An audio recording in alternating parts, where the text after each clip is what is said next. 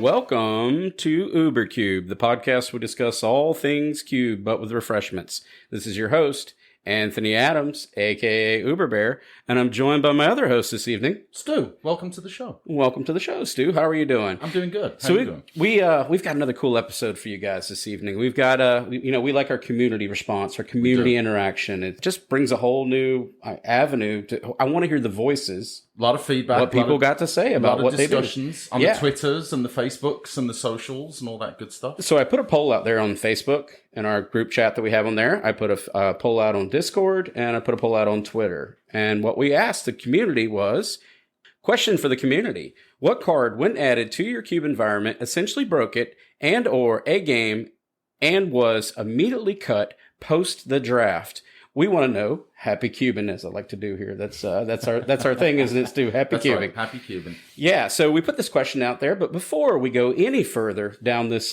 journey that we're going to take this evening, we're going to do the thing that we always do here at UberCube. And Stu has treated us this evening. What are we having, Stu? So this one that I chose for us today is a Sycamore Caribbean, or Caribbean, depending on what part of the world you're from, stout.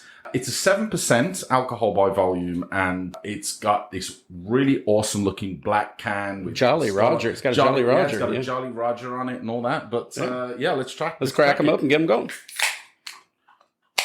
All right. So first things first, let's put out there for the record, context is very important. The environment that a card, what you've broken with a particular card is important to remember, right? Because obviously the scope of power level and themes and all that kind of stuff when you're talking about cubes, all the way from your most basic thematic cubes all the way up to vintage level power cubes, it's important to note that, a lot of these cards that we're going to talk about, they're not in your power vintage cube environment. They're going to be in, like I said, thematic or lower powered environments. It's definitely important to remember that context is critical when discussing cards that are broken. Yeah. And so another thing too is not only context matters, but during which point did the card actually break the environment? Most of the people that we engage with in our group, they're seasoned curators, and they've had repetition of the card breaking their environment. It wasn't like the one-time feel-bad decision. But in this case, we're going to read a lot of them out here, and we're going to see what you got to think about it. But as Stu said, context does matter. And it's really important that we always reference our episodes here. We do. It's a thing. But our Power on the Horizon episode, where we talked about power creep and what that's done to either make the game better or diminish it, to be determined, right, by whoever does it, it does play into this context that we're talking about today as well. And then as we do this, we're initially going to kick off a few cards, and I'm going to talk about specific ones that broke my environment after multiple playtests. And then, as we progress the episode, we're going to lead into some content that we got back from the curators out in the world. Some pretty cool responses that we got back. Some that were... You're going to hear them and you're going to think, oh yeah, absolutely. That kind of tracks that a card like that would consider to be broken. And I think a couple of reasons why maybe sometimes this can take a little bit of time. I know that I can discuss for our group, sometimes getting 8 players together to draft a cube can be a little bit of a challenge, especially with our players that are very, commander centric. But also just getting the reps in, it's drafting a cube can take some time. You've got to do the draft and play. And you really do need to get the reps in with a cube to kind of figure out which cards are working great, which cards, again, are broken or underpowered. So it's been great for us and with the discussions that we've had, certainly with Anthony's cubes, to be able to sort of pick those little details apart and identify some of these cards. It also correlates to that lessons learned episode that we did previously. It does, yeah. Where we really talk about putting yourself out there, and like during the journey that we did to CubeCon #1, where I had certain cards, and we're going to talk about a few of those again, because context matters to the story. But as we go through this list, it's going to make sense. And I'm going to start this off, as I like to do from time to time, is I like to spring something on Anthony, unexpected, right, outside of the show notes. Obviously, Anthony's a well-known curator amongst the community, got about 1 billion cubes. But now I'm going to put one on you, an unexpected one, okay? How has it been for you as a curator, and with the amount of cubes that you do, all the way from sort of the more thematic all the way up to the vintage power cube? What's it been like in the last 2, 3, maybe 4 years where the community, I think, overall can accept that power creep has kind of been a little out of control for good or bad. All right. I think there's been a lot of really cool and interesting cards that have been printed in the last few years, but definitely, power creep has been something that has received, some positivity, some negativity from the community. What's it been like for you as a curator with these last few years worth of sets, and how you've kind of had to really consider the entire scope and take that, as we call it, that 40,000 foot approach to cube curation and cube design? And with that power creep that we've seen over the last few years, how much more of a challenge has it been for you to sort of, choose carefully and choose wisely the cards that you're choosing to put in or not put in? So I've got 7 cubes at this point. Yeah, maybe 8. A lot of cubes. I don't know. I lose count after a while. But I'm not overly cautious with my choices, and it's because people like our good friend Derek Gallen and my friend Chris Moore, who encourages me as a curator to be experimental and not so fearful of cards. Maybe I was being ultra conservative in the beginning with my card choices, trying to overthink things. Sure. But now I've gotten to the point where a good play testing thing that I'll do before I even call it broken or a failure is whenever I see a card in spoiler season, I'll sometimes use a replacement card, if you will. Sure. And I'll put it in there in order to reference that card so I can get play reps in early, or I'll just kind of talk it out in my play groups before I even put something into the cube environment to ensure that I'm not putting something broken in there. I think I've gotten better at seeing something that has potential to be busted. I think a lot of this, like we talked about in the lessons learned episode, I was really kind of wrapped up in the glitz and the glamour and trying to impress. I'm going to the gala, right? CubeCon. And I wanted to have my best, I wanted to be dressed to the nines. So I put stuff in there that we're going to talk about. But the gist was, yeah, I'm getting better. And I'm starting to be able to spot cards before they come out. And then I can gauge their power level cleaner. Yeah, I think that's fair. And what I think I'd like us to keep in mind during the recording of this episode is what year were some of these cards printing, right? Are we talking about a lot of old cards? Are we talking about primarily a lot of newer cards? Let's get into the first one, right? And I want to talk about this one because I was the recipient of the devastation of this card in Anthony's Two-Headed Giant Cube, which is absolutely one of my most favorite to play. And this card just, I remember kind of looking, thinking, is he actually playing that card in this cube, or did he just kind of pull it out of his wallet and he's doing this for a joke? So this is Earl of Squirrel. It's an card. It's from Unstable. Yeah, I think so. Yeah, ish, maybe one of them. Something like that. So, something. Yeah. So you get a 4 colorless and green for a creature Squirrel Advisor. It has Squirrel Link, which is damage dealt by this creature. Also causes you to create that many 1/1 green squirrel creature tokens. Creatures you control are squirrels in addition to their creature types. Other squirrels you control get +1/+1. The reason why this is a great sort of case study in this episode is the amount of times I see on social media and in the Cube conversations, people talk about uncards. And it's actually not just Cube, but it extends to other formats as well. But I see a lot of people talk about these kind of cards because on the surface, this looks like so much fun, right? First of all, it's squirrels. Second of all, the art has got like this royalty squirrel with his freaking golden acorn on his throne with his subjects around, like looking sensational. But this is such a wonderful case study in, man, are these uncards? Are they really like going to be able to break a cube that badly? And then you play it once and you're like, that is the first and only time that this card is ever going to see presence in this cube. Yeah. And we didn't really do play testing on this one. It just kind of, so it'd been in there for a little while. And as Stu described, the art made me giggle. And I run a squirrel polymorph faction in there. So the whole idea is to either... You'll never hear anyone utter those words again. Squirrel polymorph faction. So the idea is to drop squirrels and support the entire squirrel faction, but then roll over to some kind of Eldrazi or some kind of Titan of some kind. Right. And I'm using those type of cards. And then I also have squirrel aristocrats. So squirrelcrats. And I have that in there so I could do like blood artist effects and sacrifice squirrels. Sure. And it just gave me the lulls. And in order to top that package off, why not run Earl of Squirrel? And it made me giggle. That's all that matters here. I giggled. And I want to point out, as he talks about this, I had a wonderful time completely wrecking, I think it was Christian and I, playing Earl of Squirrel against you and Kevin. Yeah. And we destroyed you guys with this card. Yeah. And you were miserable. But I have to say, it was just a pack of rabid squirrels. I'm glad and I felt pretty good about what was happening. And then we packed... I was aghast that this ridiculousness is happening in front of me.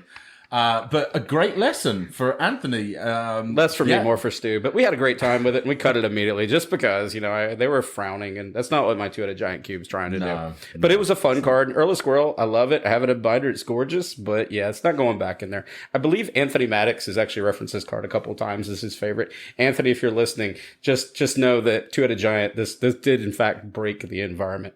But it killed Stu, so there's that, right? So I mean, a lot of things have killed me over the years. This was probably not what I expected when I sat down that day. But anyway, so let's move on to something a little more serious.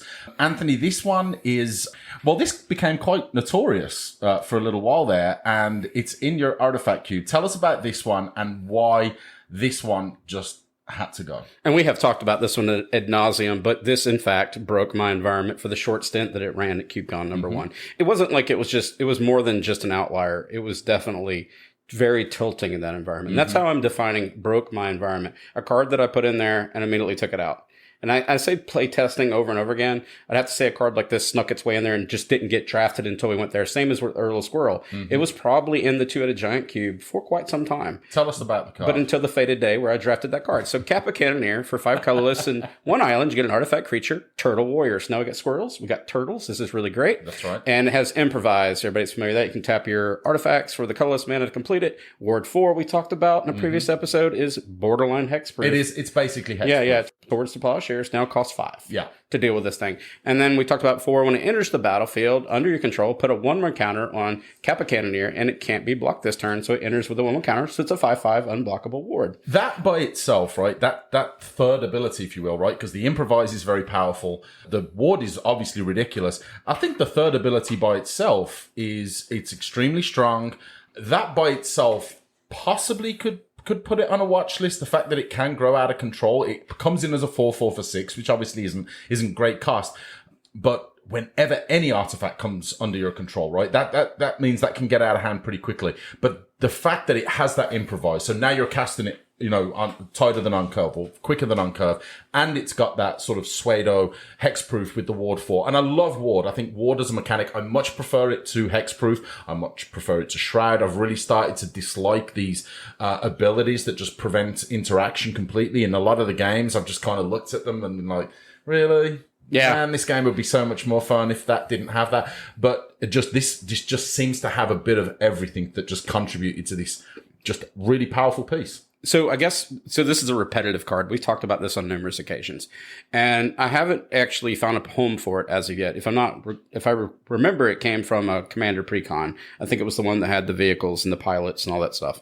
And so I put it into my artifact cube, and it just doesn't have a home. It's just too strong for that environment. I can agree, but it's also not quite powerful enough to go into my powered vintage, or maybe it is, but it's not. I could experiment with it. It'd be really on the low edge of that environment. I'm curious. The reason why I mention this card is I would like to hear from the community. Is anybody running Kappa Cannoneer to great success? Also, is anybody running Kappa Cannoneer in their artifact cube environment and does not feel that it's broken? Yeah. I would like to know, because that was the feedback I got. This card's broken. Not only did I get destroyed by multiple people at the table, which leads us into this next card, Stu. This one. And we've talked about this one before too, but this card. And I want to step it back for a minute. The Earl of Squirrel was my two-headed giant cube, broke it. These two cards are going to be regarding my Uber Bears artifact cube, broke it. Carry on. So we'll talk about the card first of all. So it was Cauldron Complete. It's a 7 mana legendary artifact equipment. It is a living weapon with indestructible.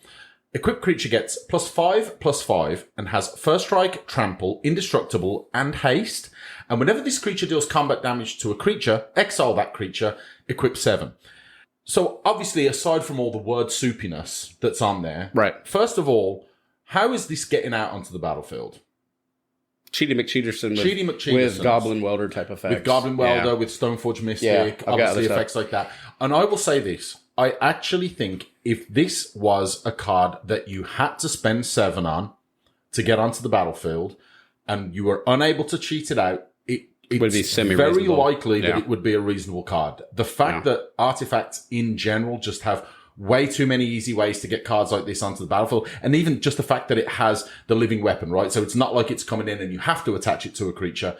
As soon as it comes down onto the battlefield, it's already there, right? And if you're getting it down turn 3 with a Stoneforge, it ends games way too quickly. Let's roll it back to Kappa and Cauldra, both of those. That was me wanting to show my curating prowess going into CubeCon. And to be truthful, I hadn't tested them. I pretty much slid them in there and said, these are going to be really fun. People are going to like this. This guy's really good at curation. It is a fun card. And it sees a lot of homes and it outside. broke the environment. It broke it. Yeah, so hard. it did, for sure. And that's kind of what we're talking about. Let's talk about one more before we're going to not focus on my cubes anymore. This one's important. So we talked about during our nose to the millstone episode, myself and I believe May was involved in that when we talked about how mill and self-mill and how they actually, correlate and they're actually a little bit against each other in cube environments.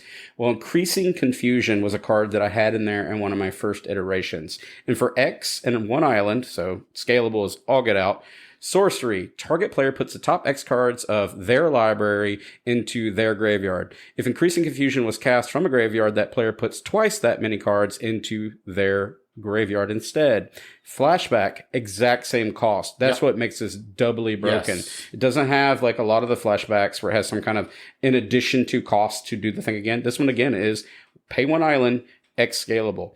And the reason why I cut this card is because it was way too easy to mill your opponent out by just sitting back and waiting and then just hitting them so hard and then doing it again. I think certainly, it was broken. Yeah, in the thematic cubes. For mine at 40. Yeah, when you're, in a slower environment, normally mana doesn't seem to be that much of a problem. Like I remember playing, your cube, the horror cube, fem cube, that kind of stuff. Getting up to 8, 9, maybe even 10 mana, it's not outside the realm of possibility and happens probably fairly frequently, I would say, that you're up to that kind of mana. So suddenly if you've got, let's say 8, right? Now you've got 7 to put into the X. Then you flash it back next turn. You've got another 7 to put in the X for 14. That's half of a deck gone with one card.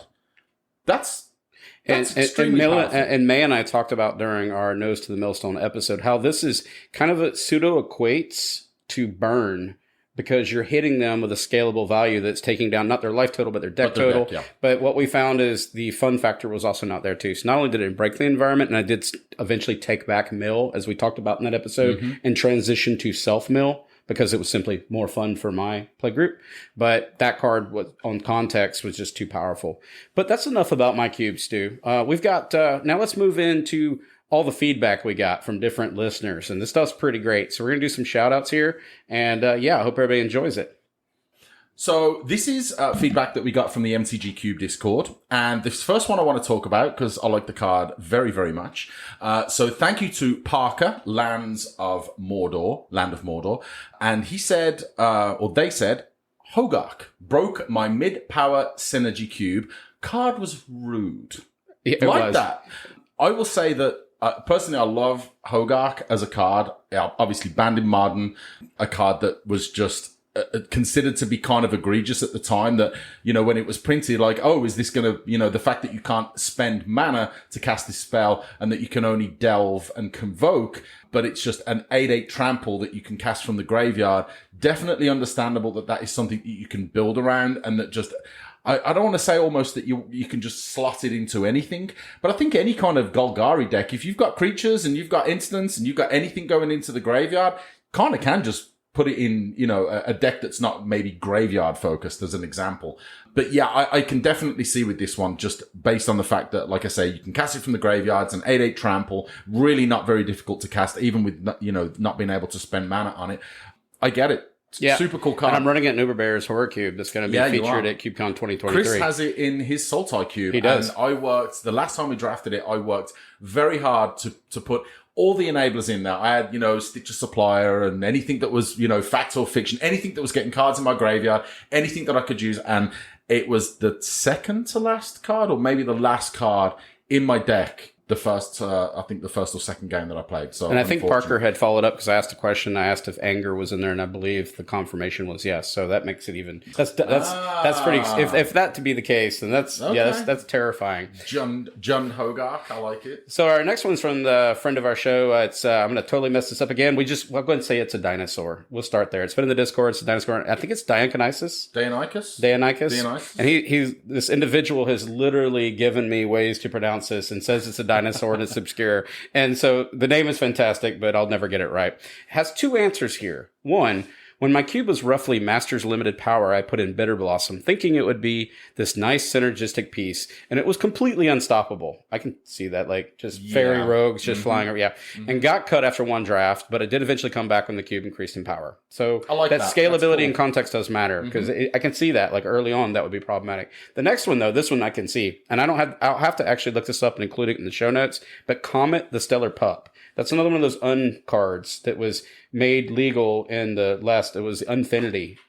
And I'm going to go ahead and read this one to you. It's Comet the Stellar Pup. For 2 colorless in Boros, you get a legendary planeswalker, Comet. It's a 5 loyalty counter planeswalker. 0, roll a 6-sided dice. If you get a 1 or 2, then create 2 1/1 green squirrel tokens. Those darn I love that card already. Those it's awesome. They gain haste until the end of the turn. And if you get a 3, then return a card with mana value 2 or less from your graveyard to your hand. If you get a 4 or 5, Comet the Stellar Pup deals damage equal to the number of loyalty counters on him to a creature or a player. Then you roll again, I guess, is what that's saying. Is that what I'm saying with the dice roll again? It's like, then it has a dice, so I think you're rolling dice again. It's actually, you put -2 loyalty counters. Okay. So the 1 or the 2, right. I don't think it does. I think 1 or 2 is a plus, 3 is a minus, 4 or 5 is also a minus, and then the 6 Yeah, is a plus. I can't really read it because it's like a bunch of dice, but it's actually loyalty, so I'll correct that. But and then number 6 is, I guess you're doing the dice roll, and if you do, you activate Comet Stellar Pup's loyalty ability 2 more times this turn. This card is Broco. I can see this. I know a lot of people experiment in some Powered Vintage. Oh, it's a good boy. It looks fun. It looks fun on paper, but every one of those have no drawback. They're all devastating in their own way. They are. Except for maybe the squirrels, which would be devastating if you had Earl of Squirrel. Devastating for me mentally. I don't want to see squirrels. Squirrels, you got to have a break from the squirrels. Little squirrel PTSD there. All right, so the next one we've got, Stu, could you mind taking this one away, please? So this is from Donald K. Magic. Thank you to Donald K. Magic for letting us know about their changeling cube would be Why Would Symbiote. He said, since it could bounce itself, it was essentially a hasty mother of runes that also enabled some infinite combos. My co-designer knew it was too strong, but I wanted to try it out. So they stumped me with it. So this is kind of like, you really want to do that? Let me show you why this is a mistake. So shout out to the co-designer. But yeah, I mean, you can see it with Why Would Symbiote, right? The ability to bounce creatures and untap, and it's powerful. If you've seen any like legacy elf decks, right, you'll know what how powerful this card can be. But I will say this is not a card that I expected to see, so I'm gonna have to go and take a look at the Changeling Cube. If we have a link to it somewhere, then I'd like to check it. I would like to see sort of what the infinite combos were and how this broke it. But I think to me this is just an interesting card. So like, I've completely broken a cube. The next one we got is from Anthony Maddox of the Lucky Paper Radio Show. Go check that out. We'll include that in the show notes as well. Absolutely amazing podcast. And it's funny what Anthony said here. In the regular cube, the card that was cut immediately was Luminarch Aspirant.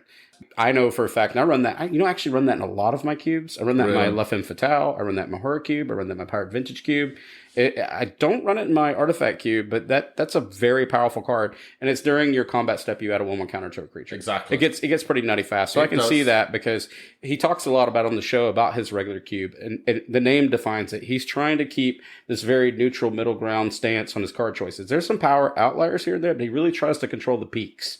And so a card like that would definitely cause some drama. Especially low, right? It's a cheap card. Is it 1 colorless and 1 white, I think, to get out? Yeah, it's literally 1 colorless, 1 white. So it's easy to get out very quickly. And then suddenly you've got this army of creatures that are growing very, very quickly. So I can understand why that would be, could be problematic. And his next one too, he actually included the Turbo Cube as well. He said Thassa's Oracle, specifically with trade routes. You could put nothing but islands in your deck and mulligan down 3 times for trade routes and guaranteed threatening in 2-win turn. Sorry, I got to get through this one. And it only got more consistent with free cyclers and fast mana, making an optimal play 38 islands, and that was not what I was looking for. Let's take that again, right, for Anthony, and shout out to Anthony. There's 2 Anthonys in this conversation. Right, but shout out. Making it optimal to play 38 islands was not what I was looking for.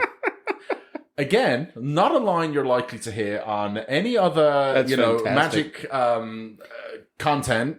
38 islands, unless it's maybe Countryside Crusher, where they say they're just going to run Countryside Crusher in a bunch of lands. Mono blue EDH deck, question mark, Otherwise, 38 islands in a 40 card deck. Probably not, but I mean, just even by itself, Thassa's Oracle is like, it's a pretty storied card now, right? It's considered a premium win con outside of Cube, and it's a pretty easy to win with card if you've got those right enablers in the rest of your cube, right? So not one that I'm surprised to see, but certainly that condition of 38 islands and trade routes, that by itself makes this like a Hall of Fame post from Anthony. So that's fantastic. Yeah, it's fantastic. Wonderful. And actually, I cut that too from Uberbear's Horror Cube for similar reasons. I have a self-mill package, but not like his. His was way more egregious, but it was too easy to win with that card, frankly. This next one is pretty great. You want to take this one on, please, Stu? So this is from DSB. Shout out. And the comment leads as follows. Surprising no one. Absolutely no one. Lifeline. So, Lifeline, if you're not familiar, this is an old card from Urza's Saga. It's an artifact for 5 colorless mana. Whenever a creature is put into a graveyard and a creature is in play, return that creature from your graveyard to play at end of turn. It's like a recurring nightmare, but worse. It's awful. This is not a card that I'm unfamiliar with, but I'm already like salivating about it, thinking, I'm not paying as much respect, I think, to some of these Urza Saga and this block of cards. Right? This is banned in Commander, if I'm not mistaken, for obvious reasons. Yeah. It wouldn't surprise me. Yeah. But yeah, you can obviously see why something like that, it's just going to get out of control. Yeah. Anytime you have the ability to like, sack your board and then get them all back and sack some more and all those kind of effects, like, ETB triggers, like, I can see it would be broken. This is one that I can imagine, I can't speak for the designer, but for me, this is the card that I think of all the ones that we're going to talk about today. This is the one card that I would be most excited about putting in and crying myself to sleep the day that I took it out, because it's just, I love the flavor. But yeah, it just... Thank you, DSB, for the response. It's fantastic. Love that one. So, next one. Let's talk about this one. Yeah. Who gets this one, Stu? We're going to Rochambeau for this one? Absolutely. I already, you referenced the creature that I talked about, but I think you should, take this one. Oh, yeah, this one's fantastic. This is from I Am Greg, Cathedral or War, but only because I ran 10 of them. You are brave. If my cube gets to that power level again, I'll consider. I don't know what power level that is. Literally, we were joking about this. What was the card you said you slapped this on? Memnite. And you just go at them. It was insane. I want to know. I just want to know where the design space was at when someone's like, you know what this cube absolutely needs? It needs 10 copies of Cathedral Exalted of War. Exalted Trigger. And Exalted's super cool, right? I love it as an ability. I think it's super cool. God. So can you imagine like somehow getting 10 of those out and swinging with your 10, 11 Memnite? Just anything. Don't know. I send my Gilded Goose in for combat. I wouldn't. Of course. That's too funny. Stu, would you mind taking on this next one, please? So this is from Domri Cade.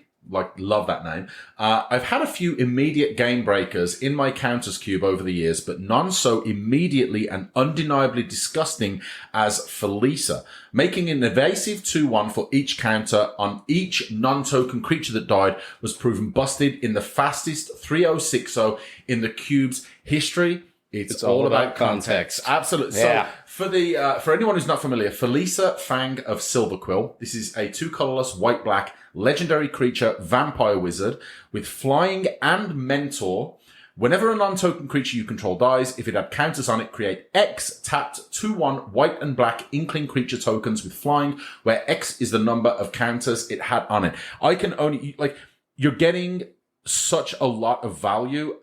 They're flyers for starters, right? The fact that you've been able to create a bunch of flyers for not really a whole... I mean, I'm sure there's some build around for it, but the fact that you're just getting that much evasion out of this creature, I can definitely see that this would be problematic. Absolutely. And this next one here, and I've complimented this individual and their name multiple times. So if you're wondering who I'm talking to, I'm speaking to the internet. Yes, literally. And this is from the internet, from the Discord.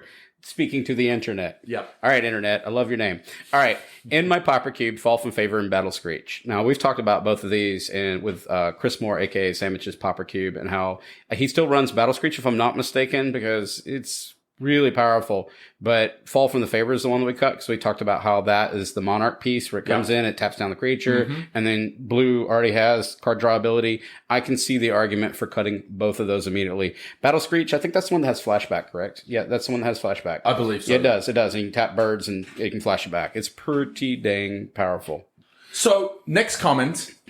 This is another peasant cube from C. Sabor. Thank you for your contribution. When I originally created my peasant cube, it was Loxodon Warhammer, but it's since been added back in and is fine. I wonder how much, and this is another question. I like to do this, hit us up on the Twitters and the socials and all that kind of stuff. For those of you out there that are the peasant and pauper cube curators, right? A lot of discussion that I see that between Anthony and, again, our good friend Chris Moore, Samich, who obviously Chris is very much into the peasant and pauper environments. How much is the upshifting, or well, I suppose more so in this case, the downshifting to these uncommon rarities? Yeah, how much is this impacting cards that, like, from a few years ago even, that were, considered maybe too powerful, but now we've got these downshifted rarity cards that are now at, these common and uncommon rarities that, okay, maybe those cards can be added back in because they're okay. So it'd be interesting, and I'd like to hear from other people, because I will say the peasant cubes and the pauper cubes, I am not as knowledgeable about those. We talk about them from time to time, but Anthony and definitely Chris is like super knowledgeable. So I'd like to hear from the Commander Master set has a lot of downshifts. I was going to say, and they're getting excited. They're getting excited about that. So yeah. Appreciate it. Thank you very much, the internet, and thank you, C. Sabor. Appreciate you both. Here's a good friend, Lucky Bones. Lucky Looter, excuse me. Lucky Bones, Lucky Looter. Well, you get it. You know who we're talking to. Euro. I have self-mill. Lands theme. What could go wrong? Everything. Absolutely. Euro's so good, though. I do love that card, but I can see that argument. If you're doing self-mill and all that, it's probably really asking for it. And obviously, the context here, I'm not quite... Bones doesn't say exactly what the cube is that it was broken in, so it'd be interesting to kind of see what the environment that Uro was so powerful in. But obviously, Uro is strong. It's a vintage power level card, right? So you can imagine you sort of see something like that, and... Yeah, I would love to see. I would abuse the heck out of it for sure. Thank you very much, Lucky Looter. I appreciate it, and we'll talk to you on our Discord. The next one we got up here is from Ditto.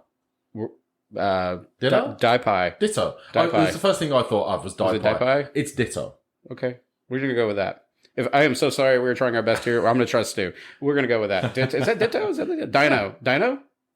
It could be Dino. We're going to go with, we probably got it right, but we're not sure. And I think the image is a Dino, but I don't know. Okay. Both Oko and Contract from Below. Okay. Contract from Below. Yeah, that makes sense. Why would that ever break a cube? I don't know. Yeah. I actually made people use the ante of $5 and then 10. But it turns out the ante doesn't matter when you only have a 1-mana wheel. So, Contract from Below it's the most powerful card ever printed. Yeah, let's say nobody plays. Yeah, nobody can. Well, no, right? No one plays Ante anymore. At least not they many do. people. There are some really dark, seedy circles with their cigar and they're maybe hanging that's out. It's like the Fight Club of maybe the Magic poker the Gathering. players. Yeah. Like he's got the grandma and he's in the back. He's taking bets and all that. The same guy that's doing that. Yeah, I wonder like David Williams and there's a bunch of like really there's some old schoolers poker I'm players, sure, right? And old schoolers, yeah. So maybe they're still playing for Ante, and if you can afford to play for Ante, good for you. And I am so sorry I butchered your name 1,000 times. Or it could be Dino. We're gonna go with we're gonna go with that. Yeah. Right, cool. And next one is this is Andy Mangold. It's kind of a consistent theme here. It's fun. Oko is the one card that I can remember. Pretty straightforward. Now, we've seen a theme now, and I did put this at the top of the show notes. The most responses I got, surprisingly enough, were Oko and Euro. Interesting. Uro. No, the Euro's pretty, it depends on whether we're doing economics or we're doing Magic Talk. Sure, yeah. I mean, and you can see why, right? Oko by itself is a very, very powerful card. Uro has so much synergy just built into it, right? The fact that you can cast it twice, you can put lands down, it fits into multiple themes, lands matters, you want to aggro, whatever the case may be. Pretty straightforward card to kind of slot in. And those, I kind of feel are the easy to break cards, right? They're just very, very, very powerful. They don't cost a lot to get down. They're big bodies. They attack for a lot. Repetitive value as well, right? Uro has got that repetitive value, gaining life, putting cards down. So, It's just that doesn't surprise me. Thank you, Andy, for the response. Yes, also absolutely. from the Lucky Paper Radio, Much love. 100% check out the amazing podcast. So not that I need to, but it'll be in my show notes. So talk about our friend Chris Moore and Sandwich, because again, we're talking about these old school ancient cube curators, and this is going back 10 plus years. Yeah, 2011, 2012. Yeah, that's a long give time or takes. ago. So no surprises with this one, do you think? Yeah, unpowered cubes. He was putting soul rings in his environments because they were so prevalent in the Commander Precon sets. And I mean, that's justifiable. You had so many of them. You had nothing to do with them. There's only so much of that game you can play.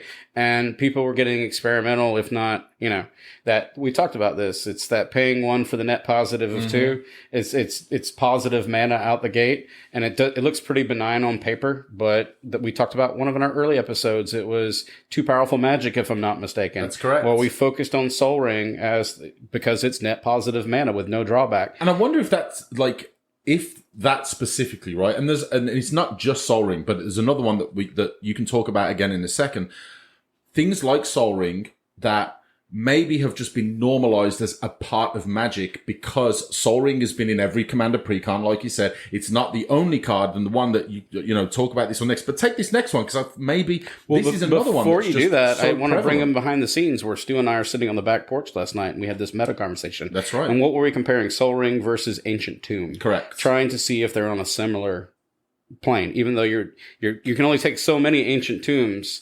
But you're positive on mana, but you're negative on life by 2. Yeah. I'd be interested to hear what the math is, pitting Soul Ring versus Ancient Tomb and what the community says about that. I love Ancient Tomb. You'd probably end an argument that Stu and I were having last night about this, a debate. I mean, I love Ancient Tomb. You've definitely got to be very careful with it. And obviously, again, I'll ask you right now, you're in a Vintage Cube draft. You've got Mana Crypt and Soul Ring. Which one are you taking first? Soul Ring. Soul Ring, 100%, even though Mana Crypt is a 0, but that 3 life damage that you're taking is, potentially, or at least every other turn, if the math works out, that's a lot, right? And same with Ancient Tomb, you're taking 2 damage every single time you tap it. Soul Ring, okay, it's not quite as efficient because you have to pay only 1 mana to get it down, but it is net positive. And after that, there's no drawback. So, but like I said, I would suspect that certain cards have maybe been more normalized now because of their inclusion in, like I say, the Commander Precons. And maybe that's been kind of a bit of a red flag for cards like that. The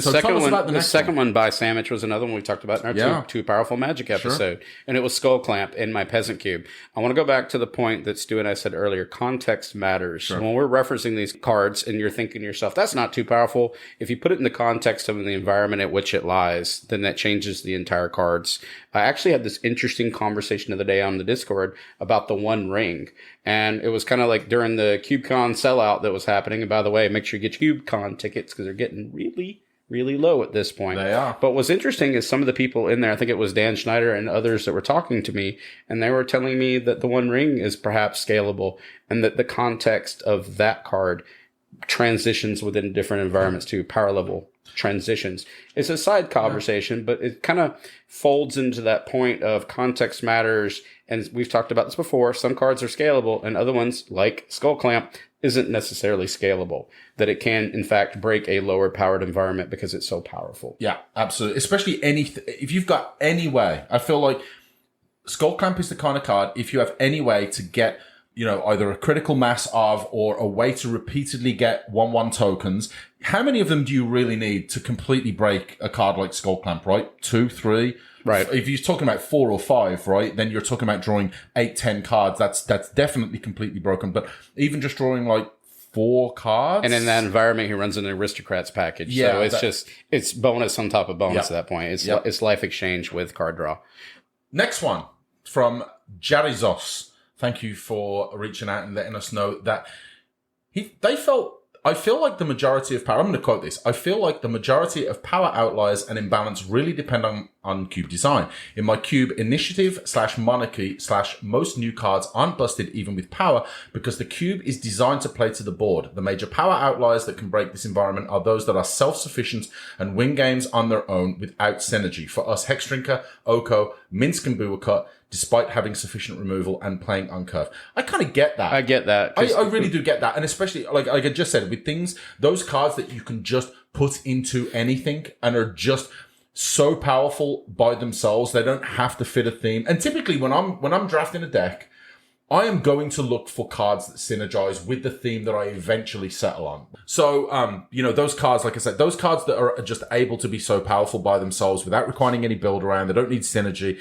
And like Minsk and Boo is just, it's nuts. Like, and I'm going to do the thing that I I keep doing. I'm going to plug another episode. This was our Wildfire episode. Yeah. When that card was first released, I called it out because wouldn't it be more fun than to wildfire someone and then beat them to death with a hamster? With a hamster. Yep, let's go. A hamster sandwich. With a 4/4 hamster. No doubt. I've got this theme. I like squirrels, I like turtles, I like hamsters. All right, for the next one's from my good friend Stephen Conefall, who want to pause for a minute and do a shout out. Now, Stephen, we actually, so we're kind of jumping into something here. So Stu and I are fortunate enough to be doing a Extra Life event in Durham on August the 19th and the 20th, where we're working with the Gathering Place, and they're sponsoring a Children's Miracle Network combined with Extra Life fundraiser / convention, where it's all going to go to charity. And our good friend Steven, he's nicest person you ever met in the world. A legend. And he, in fact, he actually provided prize support. And I'll keep it private for private sake, but I want to say thank you because I've now shared that with the store and they were so impressed. I'm going to be, Steven, we've got people that have signed up now for these cubes. And I want to stop in the middle of this episode and say thank you for being an You're a magnificent amazing human being. Yes. And we'll send you lots of pictures, and we'll figure out a way. We're going to be live podcast, and we'll reach out to you when the event is happening. That's right. So thank you. All right, so let's move over to what he's got to say, Stu. So, again, Sol Ring, for sure. For reasons that we talked about with Chris Moore when he said that he put it back in his early iteration of his cube, for all the same reasons. Stephen also mentions Fangren Marauder. He said, it's a card I objected to after playing it in Squirrely's artifact / clue / treasure based cube. Not only hard to track triggers on both sides of the battlefield, but hard to win against. Only thing that came close to game changing for my peasant cube was subbing in Underground Sea and subbing out Saltmarsh plus the other 9 doors. That might do it. Didn't dramatically change the game, but they became higher priority picks. Deck building decisions are leaned more towards 3+ colors instead of 2 color or monocolor / splash a second. We've talked about this in other episodes. It breaks a draft because the choices are getting taken away from you inadvertently. And I will say that there are other formats out there where it's just so easy to play these 3+, 4 or 5 colored decks because of the fetch lands and the door lands and the shock lands and the triomes and whatever other fixing that you've got in there. A lot of people do this. They do like Peasant Plus and stuff like that. I'm sure it's fantastic. But a lot of people are choosing not to include a lot of that fixing now, right? They're saying it's way too easy to sit down. It's Pandora's draft box. These 4 and 5 color good stuff, decks. And they don't want that to be the case. They want the drafters to sit down, make a decision on the kind of deck that they want to draft, be it a 2 or 3 color, whatever. Yeah. But they don't want it to just be, I'm just going to pick up a soup of all the best cards and just go nuts because I know I'm going to have the fixing to be able to. It does have the opportunity to make some of the archetypes a bit derivative, so I can see the point. The next one here is from Sam Jones. So we're on to the Facebook. We've got a Facebook page. It's a draft page that I'm on. It's really cool. But Sam Jones said, Pack Rat, an environment of 1/1 removal, and all the creatures are mana value less than 3. I put it in right before the drafting heads up. I can see that. Like, you can literally just keep dumping pack rats on the board and just swarm them with pack rats. Yeah, like we have a theme. I want to point this out. So far, it's had its moment in the sun, pack rat, but I can imagine I love the card still. I still run it, and I've got that gorgeous art from the Secret Lair I'll show to you later. It's stunning, but I can see the idea here. So something like pack rat. I want to talk about Erla Squirrel. I want to talk about a turtle. Have you noticed that these small little critters have been just kind of on this list, and it's for the lulz? It's the ones that just get out of control because people way think too quickly. Because people think they're so cute, and they're going to put them in there, and it's going to be fantastic. Pack rat ain't cute. I'll give you the squirrels. I'll give you Earl of Squirrel, but I ain't giving you cute to pack rat. I'm sorry.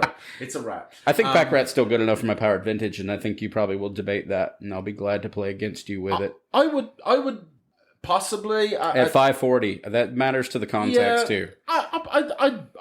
I couldn't see it. The reason why I'm not going to say either way is because if I'm telling you, this is the way I like to do things, right? If I'm going to tell you that I think this card needs to go, I like to be able to come to you with, hey, I think this needs to go and here's a better replacement for it rather than just, hey, get rid of that card. It's not powerful enough. Typically, I'd rather, offer an option, but hey, maybe. Here's another one here from Gary Spagito. I hate this card. Well, most people do, but I actually like it's bribery. And they just reprinted it, by the way. They did. In the Commander Master It's a crappy card. It's I just like such a it. boring card. Because it is one of those cards, and he says it didn't break the cube. It's just an uninteresting bomb. Either it wins the game once, or it does nothing. Right.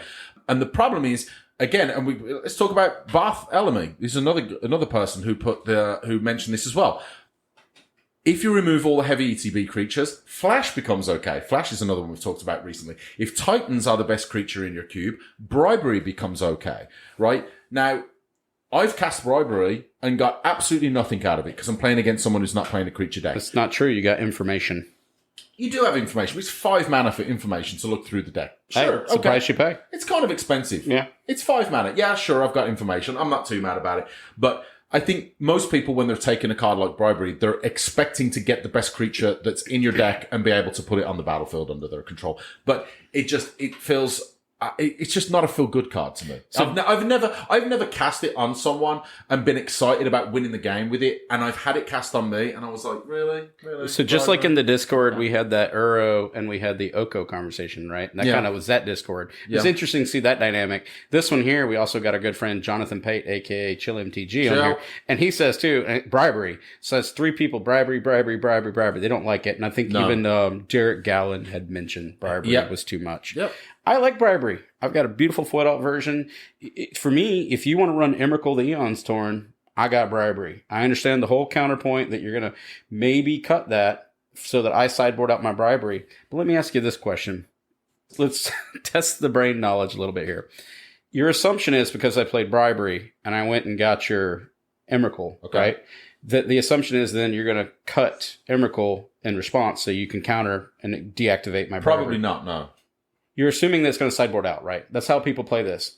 So why would you not pretend to sideboard out bribery? Not necessarily. Do you see what I'm trying to do here, the reason is very simple. Like, bribery, you're trying to take the most powerful creature from someone's deck, typically, right? Yes. But if your deck is in any way built around you want to be able to either cheat out or cast those legendary creatures or those big creatures, are you just going to be able to take out all the good targets? Yes, you would. So here's what I'm going to say to you. Why would you not announce as a strategy, I can't play against, I'm going to cut all these.